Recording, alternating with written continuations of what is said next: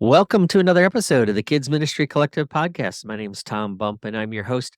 Thanks for joining me, my friends. I am looking forward to this episode. This one's going to be a lot of fun and different from any episodes we've done recently. Today, we are going to the Kidmin grab bag. We are going to hit some questions that people have been asking about, some topics that people have been asking about. And so, my good friend Dave Reneau is back again, and we're going to Good to be dive back. in on all sorts of stuff from event planning, strategizing, system structures, engaging parents, figuring out how do we grow and what happens when we grow. We're going to dive in on all of those topics over the next few minutes on this episode. So it's going to be big and fast, and you better buckle up, put your helmet on, grab a notepad and a pen, and get ready. I'm ready for it. Let's do it. All right. Well, before we do, I know there are leaders out there looking and thinking about, how do I grow myself? How do I handle all of these kind of things? How do I lead healthy? How do I lead my teams in a healthy way? How do I build healthy ministries? Well, I want you to check out kmccoach.net. If you've struggled with managing systems and structures, if you've wondered, do I need a system in place for this? How do I really engage parents? What are they looking for today? All of those kind of things, you can look at a customized coaching journey through kmccoach.net. We give leaders an assessment that looks at your ministry. It's pretty simple, but yet it covers about everything you need to think about as a leader. But we're also going to talk about how you yourself can grow and again lead yourself in a healthy way, because we believe healthy leaders create healthy teams that build healthy ministries. And without a coach, sure, you may reach some of those good levels, but everybody I know that's been in ministry for a while will tell you you're only going to lead yourself so far. There's that law of the lid. You're only going to go so high. And then if you don't have somebody to push you up higher, that's your lid. And let me tell you, coaching makes a difference. It's made a huge difference in my own life. And that's why I went and got a lot of training, and I've done a lot of study and research, and I've been under coaches myself so that I could help other people along the way. There's a lot of people out there that call themselves ministry coaches that are offering ministry coaching. But again, you got to ask yourself, do they have the experience that I'm looking for to lean into? Have they ever been coached themselves? If they don't, I would tell you be very careful, because you're going to get what you pay for. So if you want an experienced coach that has a variety of experience in a variety of sizes and contexts and cultures, schedule a 30-minute clarity call on kmccoach.net, and we'll see if KMC coaching is a fit for you. All right, David, welcome back, my brother. Thank you. You ready to dive in on all this? Let's do this. This is All going to be a good right. time. We probably should have had an actual grab bag for the video. Yeah, But we don't, so there's a we don't. virtual grab bag. Um Well, these questions, we were sitting about and talking about what we're going to talk about today, and these questions, I'm all the time in a bunch of different Facebook groups, and a lot of the questions that we're going to talk about today are questions that I've seen from people like our audience, the Yep. Kidmin pastors that are asking questions about this stuff, and both of us, Tom and I, we've been doing this for a long time. We've been down this road, and Yeah, so we've learned a thing or two, and so we would love to try to answer some of the biggest questions for this fall season that people are going through, and try to help you navigate this time the best way you can to reach more people. that's right. The 4th quarter of the year brings you've got the fall festivals, you've got Mhm. Thanksgiving, and then you've got the Super Bowl Sunday, Christmas.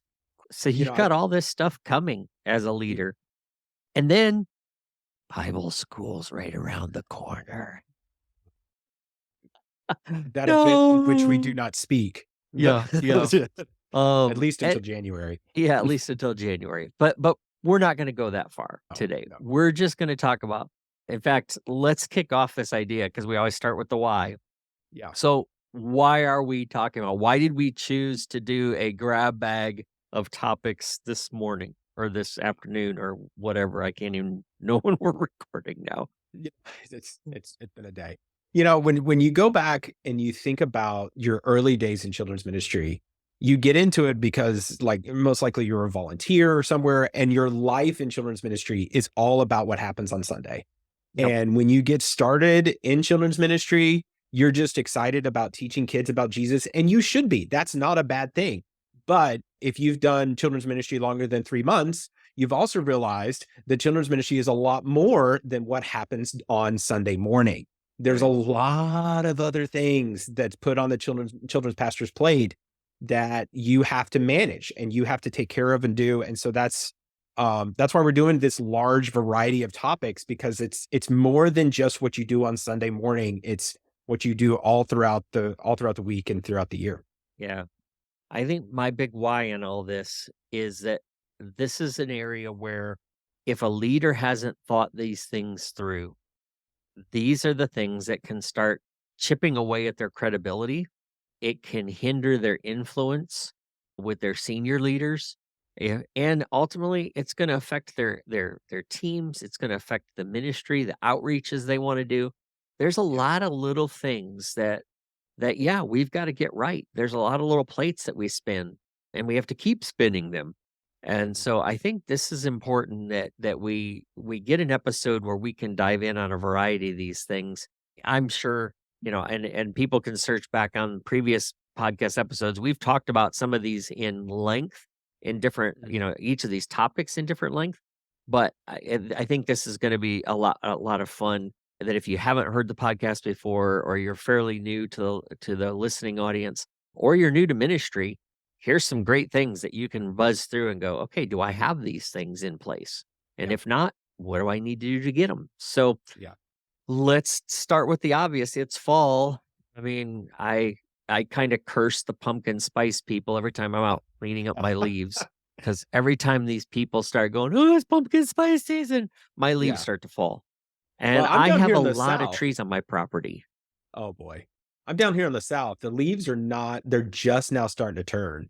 Yeah. I don't have that many yet. And I was in Florida for a long time. We've got palm trees. Those leaves don't fall off. They just stay put. Well, I'm already on round 2. Oh boy. Yeah. Yeah. I have 2 huge, huge trees in my front yard, and I've got about Mhm. 6 or 8 big giant trees in the backyard. Yeah.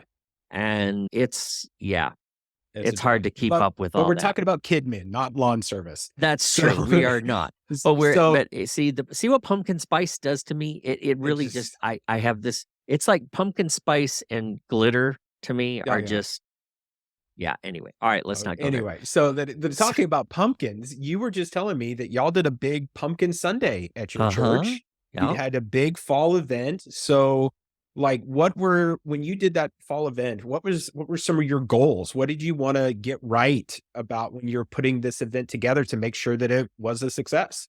Yeah. That's a great question, because I think this is a thing that if you're planning, if you're still planning fall events, or if you're going to plan a Thanksgiving event, or you're getting into a Christmas event, you need to be thinking through. So first off, we had a why.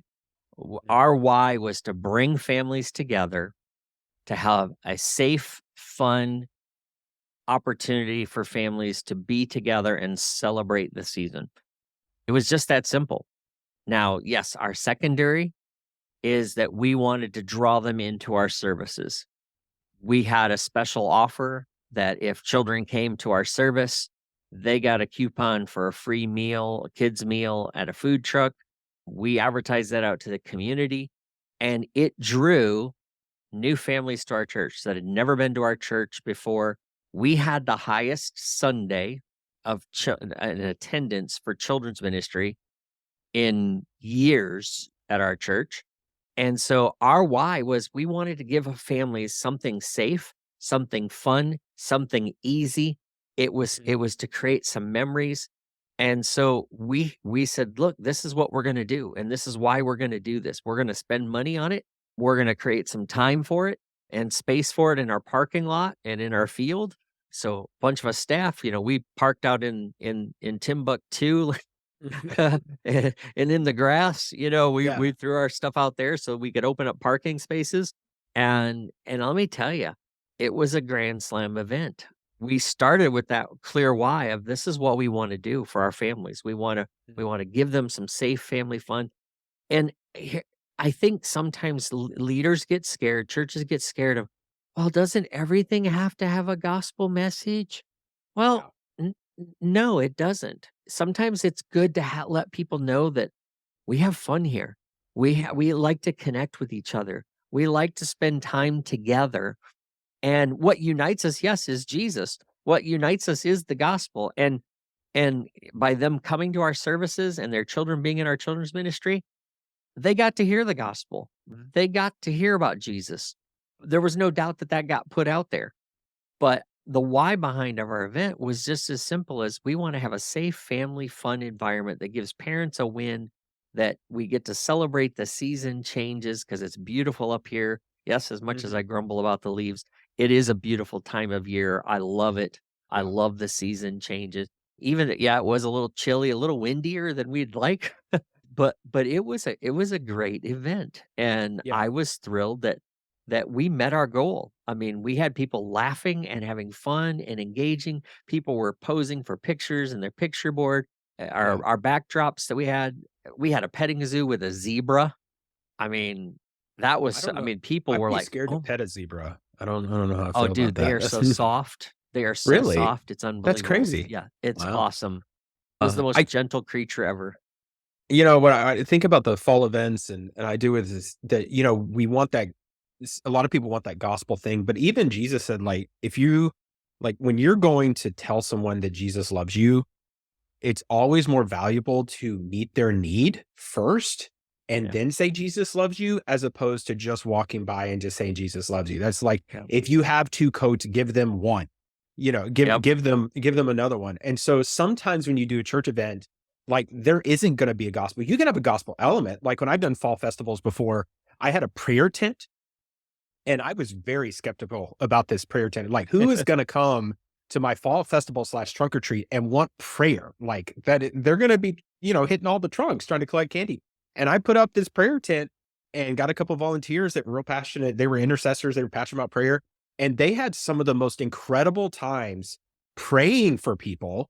And it was not a lot, it was less than 1% of the people actually came, were part of the prayer tent, but they were yep, there and they were really able to minister to those people.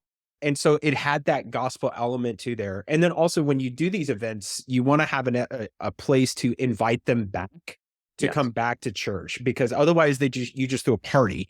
yep. You want to come up with a way to collect their information to so that you can follow up with them later and thank them for coming and invite them back to what you're doing. Yeah.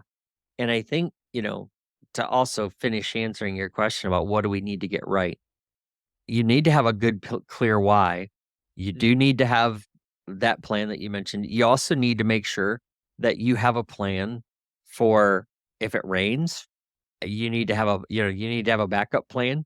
You need to make sure that you have a security plan. We got our local police involved and had extra police there that, and they got free lunch for Yeah. serving and being around and being a presence.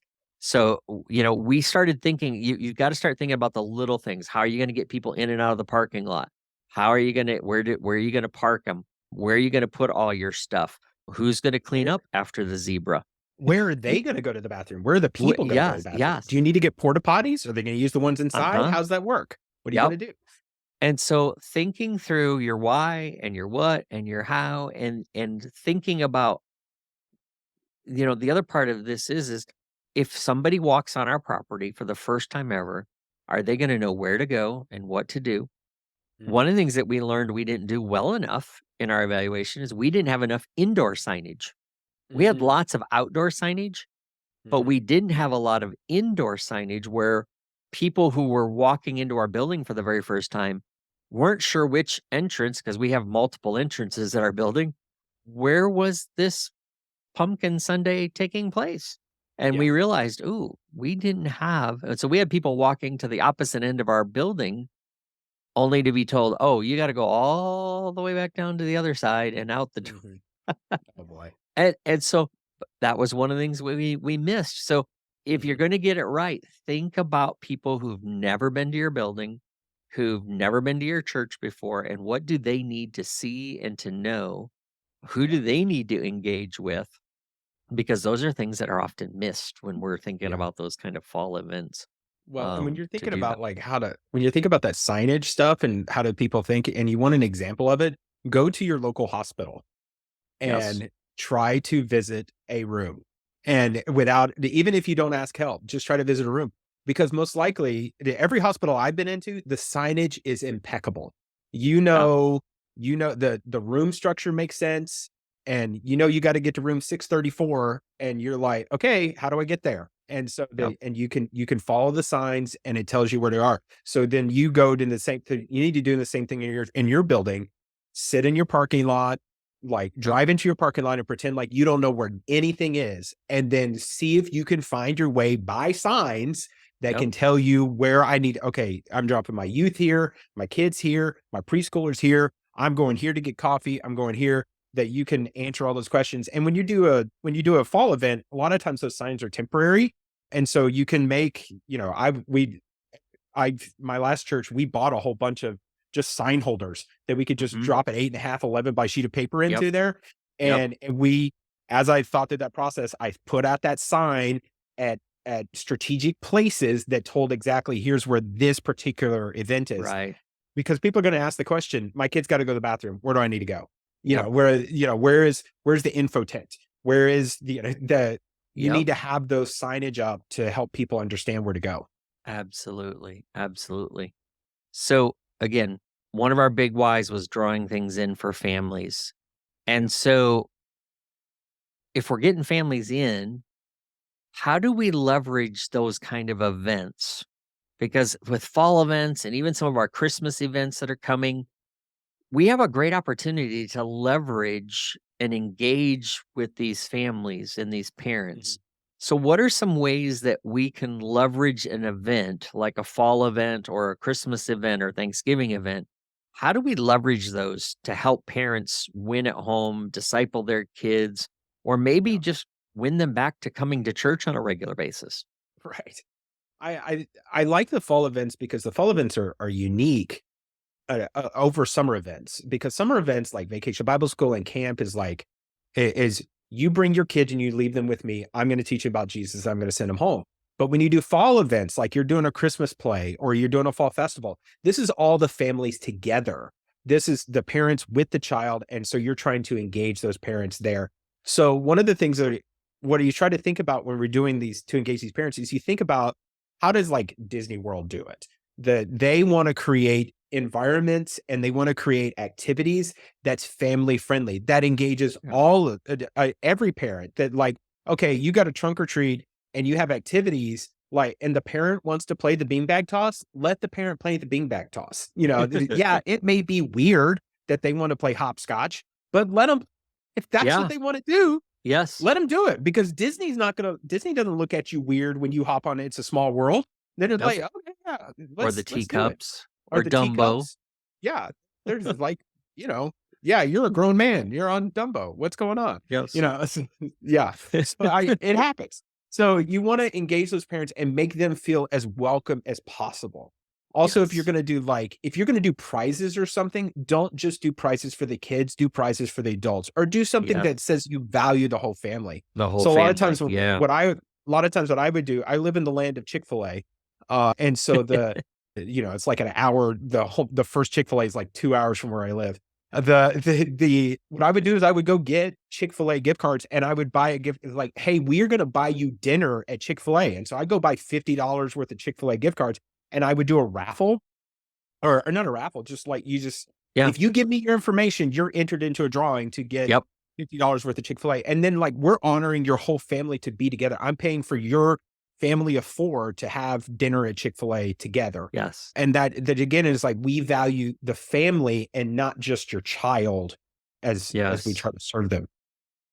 I love that. We did the very similar thing. One of the things we did is had a People's Choice Award for the Mm, trunks. And so we gave families tickets to go around. I think they got like 4 votes per family or something like that.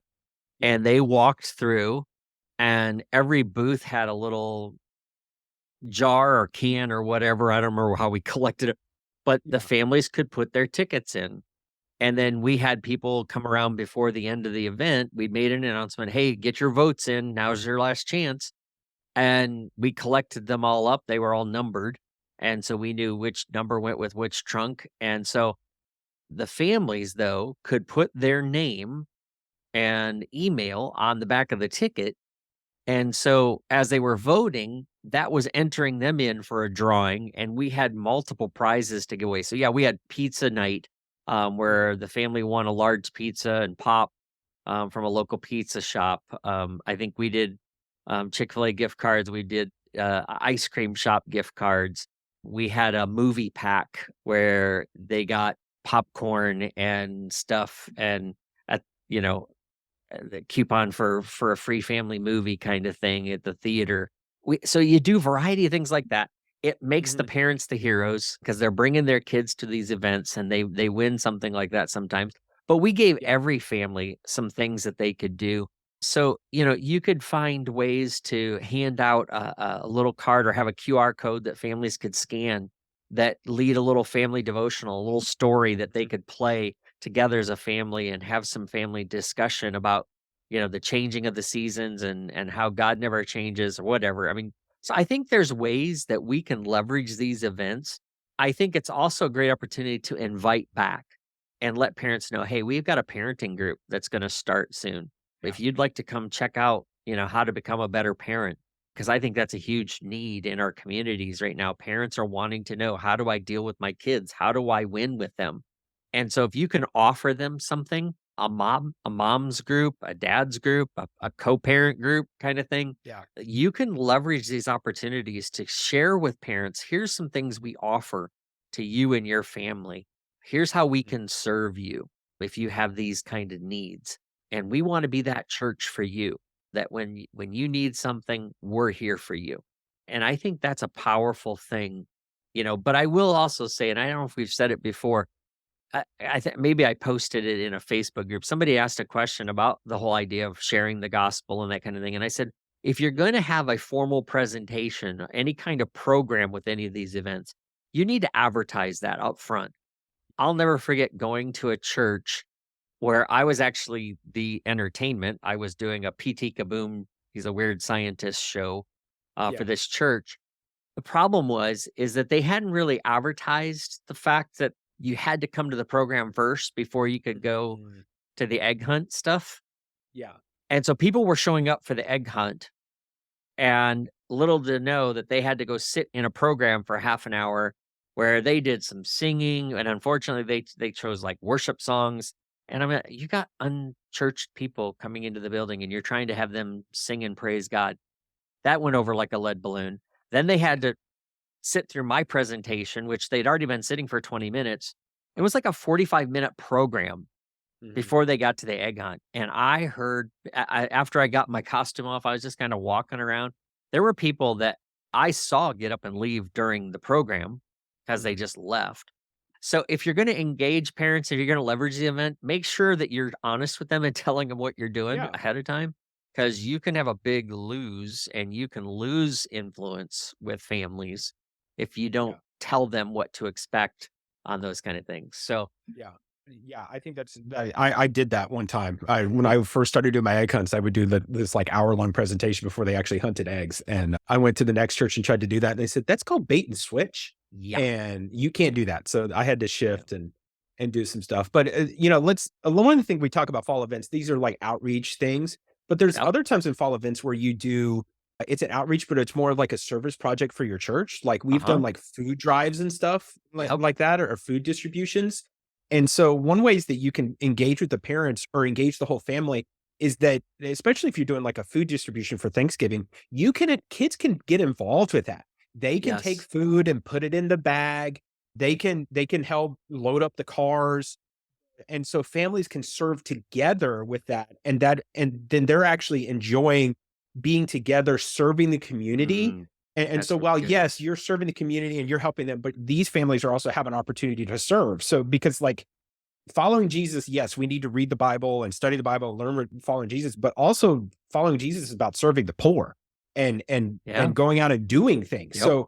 if you can create an outreach event that kids can get involved in, one of the churches I served in, what they would do is we would do, it was like Operation Christmas Child, but we did it for the local neighborhood, the lower income neighborhood. And so we would take a Wednesday night and invite everybody, the family, the youth, the kids, and we would go and we would stuff the boxes. And so we would have Oh, the boxes out so where kids could pick them up in the weeks preceding to stuff the boxes, but then it was never enough boxes. So we had to make sure the boxes were stuffed correctly so it's fair for everybody. So we would open up all the boxes and then and put them all out there. And then you got 50-year-olds standing with 5-year-olds stuffing these boxes and put it in there. And so that service project there is like, okay, we are all serving the community. And then she always did the distribution on like a Thursday afternoon, which was difficult. But there were yeah, still some kids that came out there, some families that came out there that helped give these less privileged kids these yeah, boxes. And just the light on their faces of like, I'm helping, I'm doing yep, something else is that is worth its weight in gold. That's more than yeah, just like making a cool crafted vacation Bible school. yep, and Not I knocking think the VBS craft, but oh, I have a love-hate with those 2.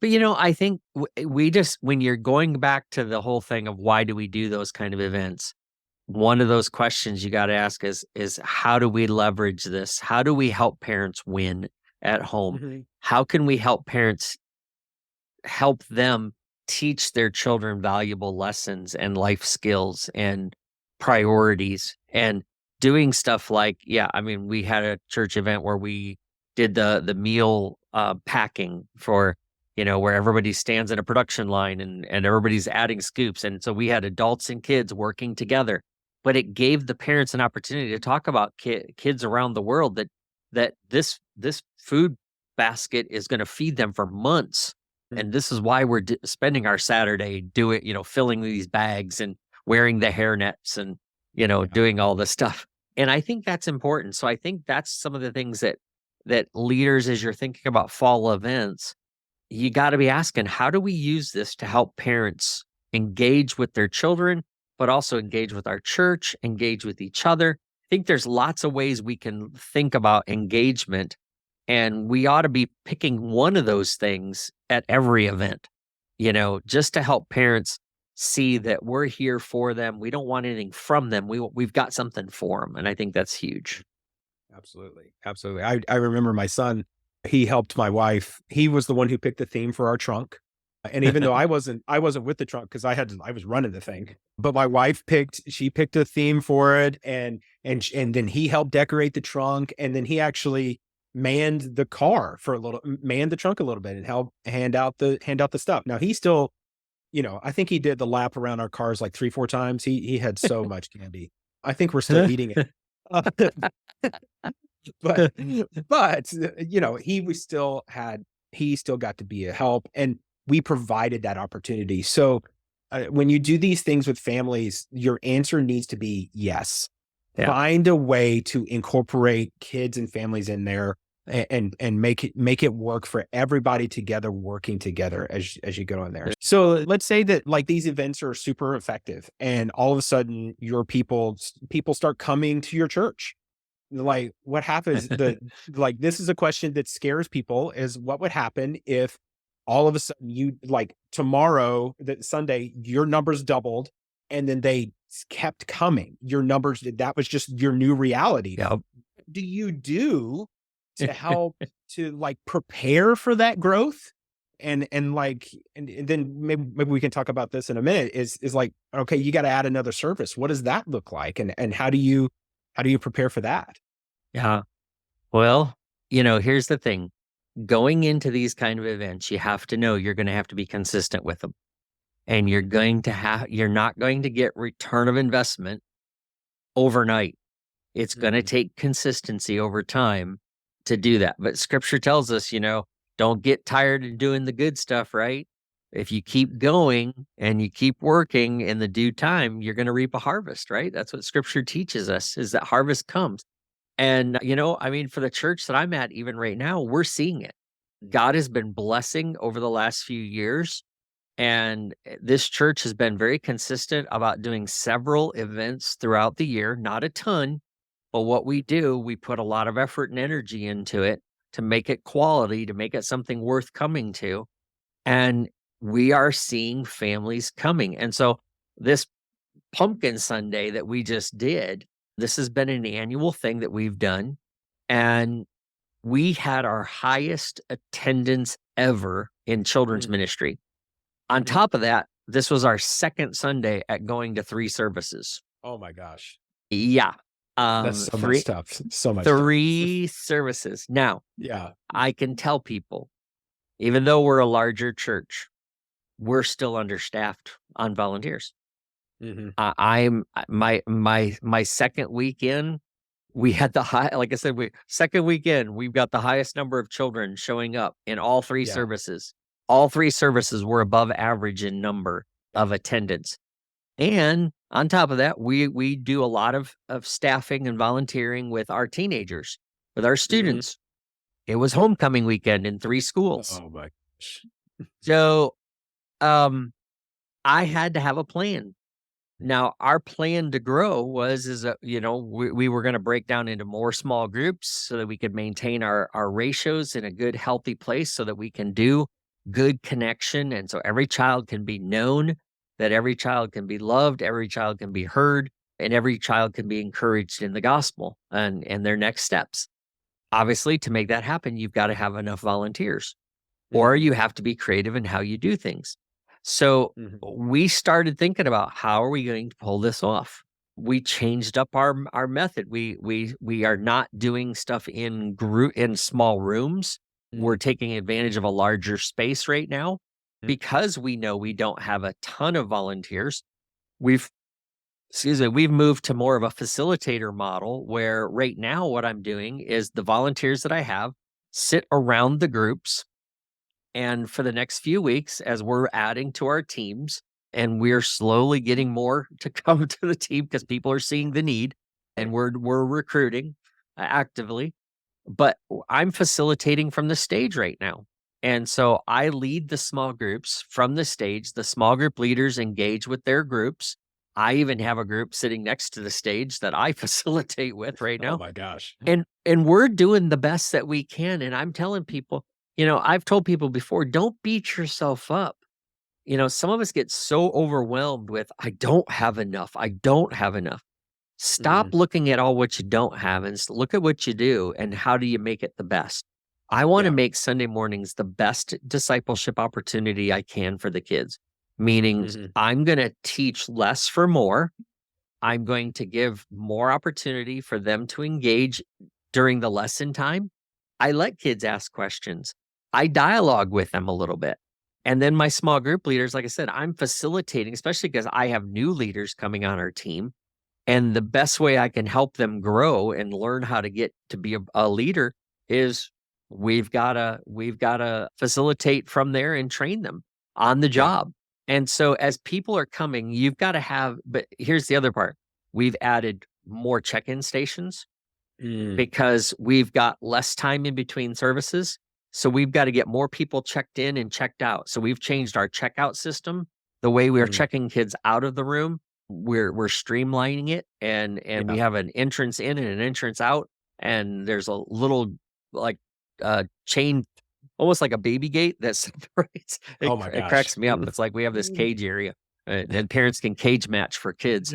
But we've set up the room so that we can have Uh-huh. parents filter in, we call off names, we check ID tags, make Mhm. sure everybody's getting placed with the right people and out the door while people are checking kids in and making sure they've got name tags coming in the room. So we have an Yeah. in and out through 2 doors. So we've added more iPads, we've added more graders to help families get around. We've put Mhm. up some more signage to let families know, here's the new check-in station for you if you're a first timer. Here's where you go. So there's no doubts. They can see it coming down the hallway. It's on the ceiling. So we've been thinking through all those kind of things. How do we streamline our service? What are we doing that matters during that Mhm. time? Because we are locked in to a certain amount of time right now, and we have Yeah. only a certain amount of time to turn things over. So everything we do has got to be simple and effective and has to be changed over in less than 15 minutes, Oh my because gosh. we've got a new group coming in. It's That's a lot. crazy. Yeah. It's wild. but I'm having a blast, man. I'm having a That's blast. great. Now I am dud tired. I'm dog tired, dead tired. I am wiped out, man, on Sunday Mhm. afternoon for a few hours. I get a great Sunday afternoon nap, but it feels good to know Yeah. that I mean, from our pumpkin Sunday, we had 20 some new families show up that Mhm. had not been in church before. They're brand new to our church. We've got we'll talk about follow-up stuff and all that Yeah. later, um, but we are starting to think about those kind of things. How many more people do we need? Mhm. Since we are almost doubled, Yeah. our ceiling is now raised. So we're like, okay, what do we need now? Yeah. And we're now recruiting for that. We have a new number to recruit towards. And so we're evaluating and inspecting everything. So every Sunday, Mhm. I'm making notes about what went well, what didn't go so well. How did checkout and check in work? We had to test our backup plan Sunday on top of Mm. Pumpkin Sunday, on top of Homecoming Weekend, on top of being crazy big numbers. Several of our iPads and printers went down. Oh, no. Oh, no. Of course it did. Of course it Of did. course it did. 'Cause it Yeah. is Now, it if we happens. hadn't added 2 more iPads, having 2 go down would have been catastrophic, Yeah. but we still had several in place. Our check-in team knew what to do. They pulled out the temp tags so the parents didn't have to wait. They filled them Mhm. out, used them. It honestly, the lines were very, very short, and we moved a lot of people through. So, Think, yeah, there's a I lot think to go on there. the principle that I think about when I think about this is that God will only send you the amount of people that you are prepared to take care of. Yeah. And I really like I think of VBS as like a microcosm of what your children's church is doing, and that's really a great time to stress your systems. And Yes. every VBS I've done where I have recruited volunteers, I was planning for a certain number of kids, and whether I got to that number of kids or not, what I always hit was the exact right amount of kids for how many volunteers I had recruited. And so what you can do now, whether your church is growing or not, and when your church is growing, it's super exciting because you got new people and new salvations, new baptisms. It's amazing. But Yep. then there's other times where like you're just spinning your tires and it's stagnant and you're looking at the same group of kids you were looking at 6 months ago. And that's okay. They're like, don't get down on yourself. Yep. But Exactly. what you can do is you need to start thinking about put yourself in that growth structure of what can we if this number was to double, how many volunteers should I have? Yep. If this number was if there's this many kids were supposed to double, how would my check-in and check-out process would go? And so what you start doing is like what I do is I create a flow chart in PowerPoint. I just use the smart art, which is a super fun thing. And it just puts in this hierarchy and I just put out all the jobs. So it's like, okay, if Yep. I have 30 kids, how many small group leaders do I need? Yep. Okay. That's all the small group leaders I need. All right. Well, how many small group leaders do I currently have? And then Yep. I put names in and then, I'm missing three or four people. Well, now I have a strategy. I Yep. know that I am recruiting specifically for this many small group leaders. And so I go and I'm looking for people because you're only going to find what you're looking for. If you're Yep. not looking for it, you're not going to find those people. Right on. So go ahead and figure out the people that you're going to be looking for, figure out what you want them to do, write it out, make a job description, write it out what you want them to do, and then go look for those people and bring it in. And then when you start bringing them in, then more kids start coming and more people start coming. Then you're going to have to adjust and keep working those systems. There's no system that you can just set it and forget it. You're Right. constantly going to have to tweak that system. My favorite quote when I talk about systems is the Norman Schwarzkopf said it. I actually learned this from playing Call of Duty, which is fun. But it said that I saw it over and over again as I died in this one stupid level. And it said, no battle plan survives contact with the enemy. And so you can have the best plans in the world, but as soon as that event starts, it's all out the window. Yep. But if you've done the pre-work, Yep. if you have your plans, you have your backup systems, you have all those that then you have flexibility so that when Yes. obstacles come your way, when like one time I did a family Sunday after VBS, I invited all the parents to come in and sit in kids church. And my PowerPoint computer went out in the middle What? of worship. Yeah. And it was okay. So like we had to completely shift the service. And there was a minor panic attack that I had in the sound booth by myself. But then it was like, okay, well, we just got to move forward. And so Yep, here we go. yep, But because the systems were there and we trained our people, we were able to work through that, and be prepared for those new services and be prepared for those new people, so that when your senior pastor comes into you and says, we're going to open a second service, we're going to open a fourth service, a third service, you already have been building the leadership and you're ready to yeah. go and get those people to set. And that's the key, is thinking through, and that's yes, what you would be forced to do later, start doing now. Mhm. So you may say, well, yeah, like I said, I'm in a smaller church, and we don't know when. Yeah, you don't know when you're going to grow. But again, if you're not ready for the growth, and sometimes God sends these little bursts to show you that test of Yeah. whether you're ready for it or not.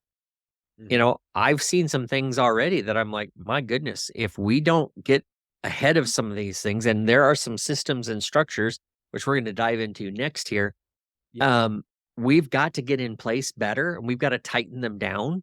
We need to recruit for some specific age groups because we have a couple grades that are big, and looking down the road in another year, the group that's moving up into our first grade is bigger than what the current first grade is. So looking ahead for next year, I'm already starting to go, okay, we need 4 more small group leaders to manage that group that's coming up. Mm. So I'm looking at those numbers. So yeah, knowing your numbers is huge if you're going to grow or if you're starting to grow. Here's a big one too. Be flexible with joy. Mhm. If you want to earn huge points with your senior leaders, show that flexibility.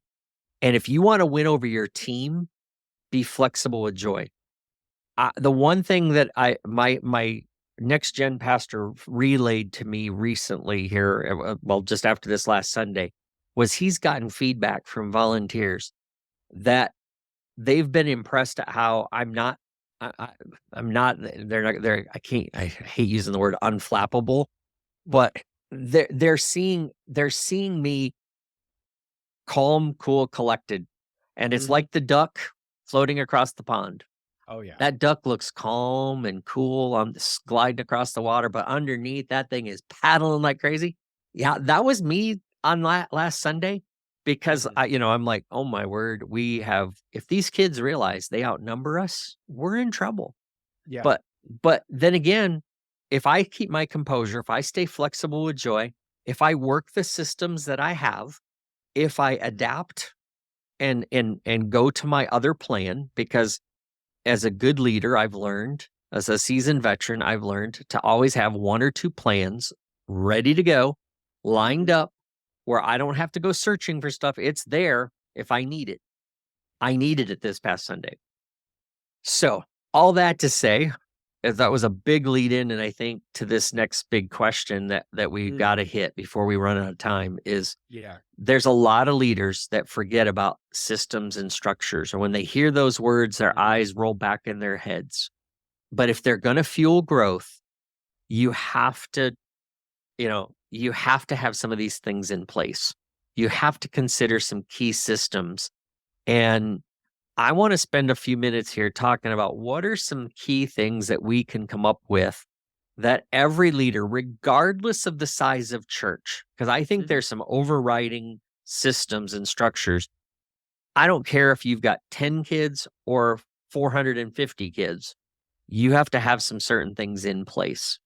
Yeah. What are some of those things that you feel like are absolute essentials?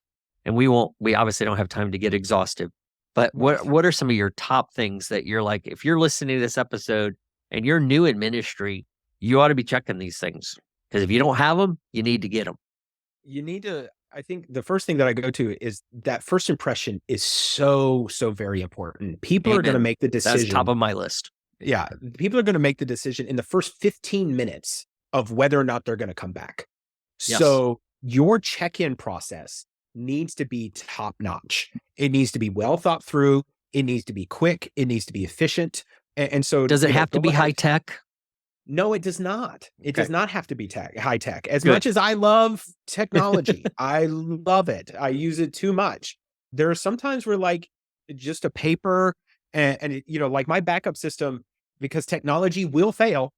My It my backup yes. system is literally like Avery 5160. That's those 2x4-inch labels. Yep, And I write the kid's name twice, one for the kid, one for the parent. Here you go. And like, yep. if you can't afford the iPads and the computers and the check-in stations and the robust church management system, just that alone of like, here's this tag and I need you to bring this back so I know that you belong to There him. you go.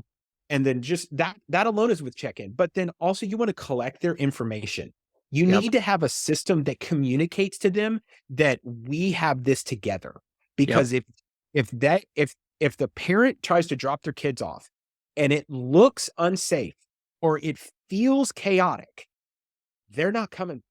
That's So right. you need like, okay, they're like, organized chaos is okay. So if the kids are like playing and they're being loud and they're rambunctious and moving around, okay, that's okay if they see that. But if there's plenty of leaders that's around that's kind of managing the thing, if you got adults Yep, playing with the kids, they're gonna be okay with that. But if yep. their kids are just like, it looks like they're jumping all up and down in chairs and going crazy, or if you show up and they're ready to drop off their kids and you don't have a way to to collect their information, at least get a phone number from them, they're gonna feel very unsafe Yes, of being in there. yes. So I that's agree. you want to get that check-in system, and then on the opposite end of it, you need to have your follow-up system set. That'd be my number It's 2. right. So you collected all of their information. What are you going to do with that information? How are Yep, you going to invite them back? And not just the kid, but also the parent. And so a lot of times what I would do is like, I'll make a postcard and I'll handwrite a little note, or I'll have their small group leader handwrite a little note and send off to the kids. And then I'll hand off the parent to make sure the adult assimilation process happens. Because a lot of times what happens in children's ministry, we collect more information than the adults do. A yeah. parent will give you their social security number and their house loan number on a card if it means safety for their children, but they're not going to fill out that connect card sitting in the back of the pew.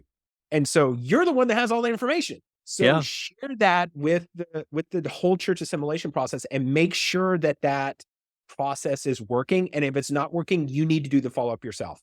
there you Call go. that parent, Yes. send a letter to that parent, thank them. And then what I did a lot of times with follow up system is that card I sent them, I said, bring this back for a prize. And then when Yep. the kid came back, whether they brought the card or not, I was like, oh yeah, Yeah. great. Here's my, I had a Yep. store, but you can use the treasure box, or you can do something of like, Yeah. hey, you can have this just for coming back. And Yeah. then that you want to celebrate them coming back, that you know them and you're excited that they're there for them. So It's what are some, I did the two easy ones, yeah. intro and outro. So what are some things Well, that's not, I think the next thing would be is your volunteer system and your structure. yeah, You need to figure out, again, we talked about this a little earlier in the episode. You need to know your numbers. So you need to know how many kids you have in every room, every grade, every age group, however you break them down. Make it simple, but have it figured out. How many people do I need? How many people do I currently need? And then you need to know that, what if I double number? So you need to have that in place. You also need to know, where am I going to put them? So do I have enough rooms for all these groups? Am I going to have to shift some rooms? Am I going to have to switch rooms around? I think sometimes we make the huge mistake of forcing people into rooms and then saying, well, I don't have enough room for this group. But you've got 5 kids in a room that's built for 40, mhm, and you've got a room that has 40 kids in it built for 5. right. Swap the rooms. If you have to repaint for a season, then repaint. Bucket of Yeah. paint is cheap. Having kids that are eating each other alive and bouncing each other off the walls, you're gonna have leaders quitting. I'll just guarantee you that right there. So Mhm. think about your space usage. Think about how you know your numbers, and then you have to create those little job descriptions. A little Yeah. "here's how we win" sheet. Mhm. It can be short, it can be simple, because again, these are expectations you have that you're going to inspect. If you expect it, you better inspect it. If you don't inspect it, then people know you don't really care about it. So you have to know, this is what I want my leaders to do. This is my expectation.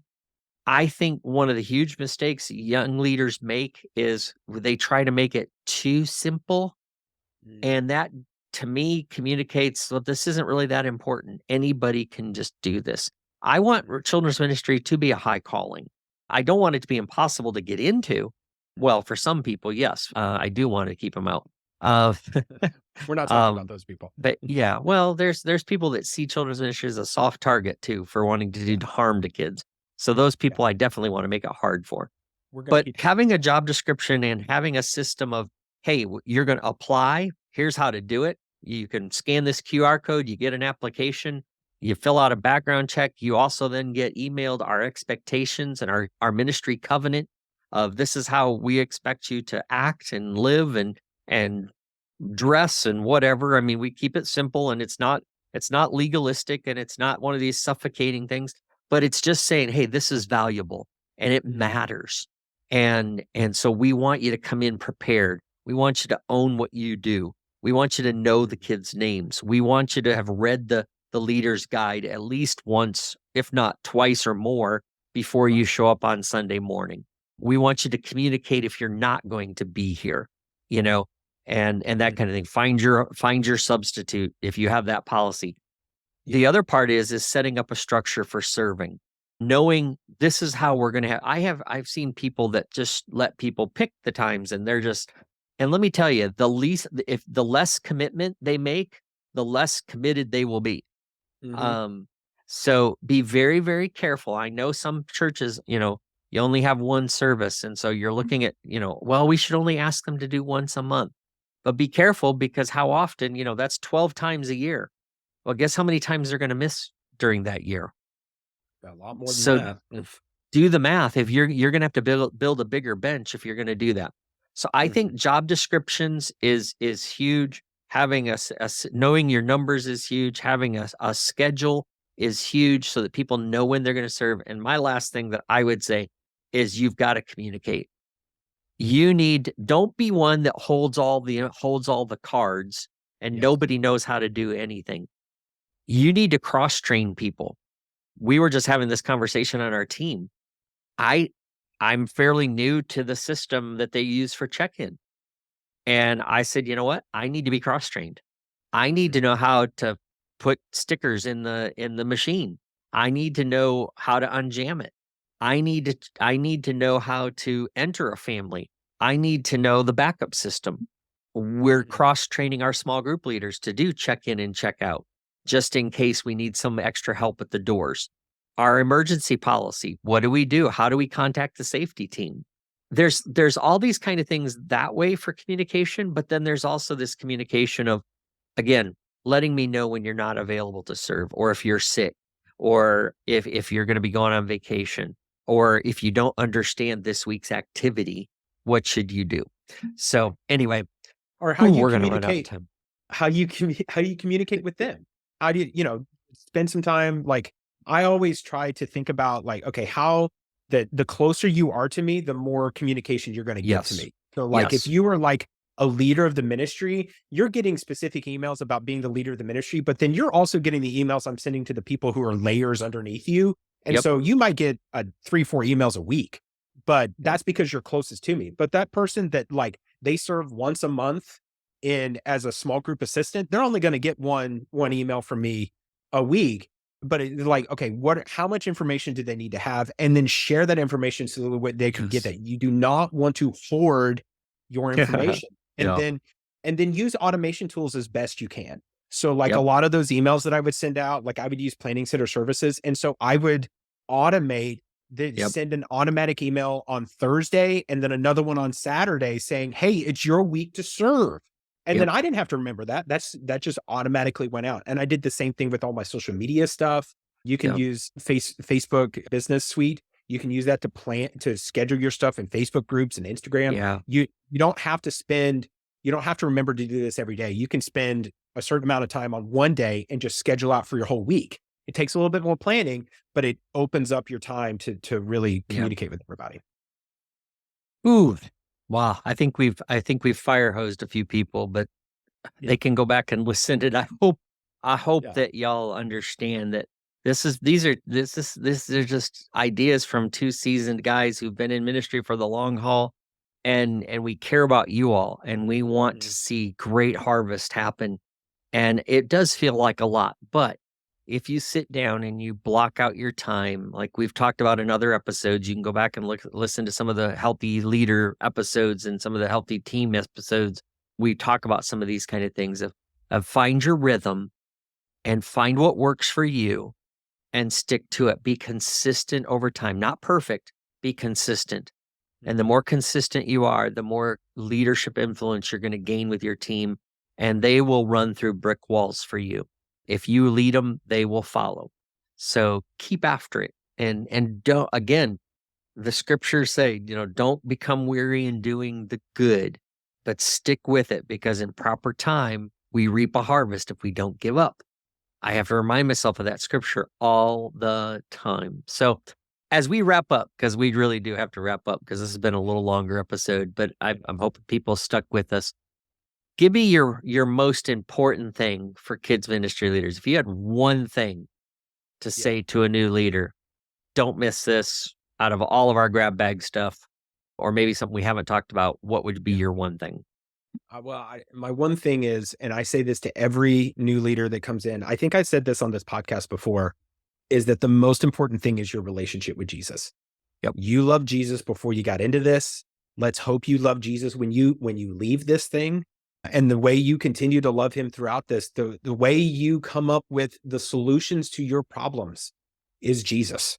Yeah. God knows everything, everything. He knows all the circumstances. He knows everything about everything. So go to him, ask him Yeah. for wisdom, but walk with him daily.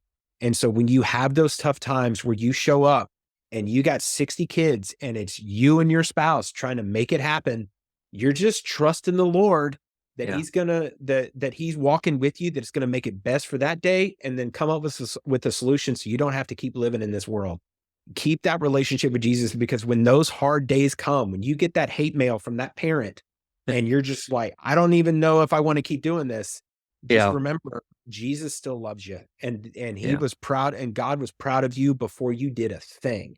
And so you're going to keep on doing what he called you to do, and you're going to keep believing in him and believing in what he's called you to do, and you're going to serve him faithfully no matter how difficult it gets.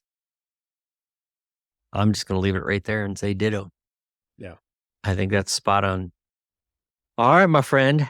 Man, this has been fun. This has been Yeah. good. I'm glad we got to do this series of podcasts. And if you've missed any of the previous episodes, go back through, check out the ones just before this episode, because we've had a lot of great conversations with David, and we'll be bringing him back. We've got more we want to do down the road for sure. Yeah. But I wanted to dig in on these healthy series and the Kidmin basics and all of that. I just think they're powerful things to talk about. So, hey, thanks for listening to this episode of the Kids Ministry Collective podcast. And again, check out David's blog. There'll be links in the show notes that you can check it out. Go to kidsministrycollective.com. You can see all of our podcasts. You can search topics there. There's a small blog there. We're starting to add more posts all the time to that, as well as courses and resources. And if you're not part of the Kids Ministry Collective Facebook group, come check us out. We've got some great things coming up, some live teaching that's going to be happening soon in the group, and there's a lot of sharing of resources and ideas. So come be a part of a community where you can use the collective experience and wisdom and encouragement of the kid ministry leadership community. So God bless you. Thanks for listening, and stay tuned for another episode real soon.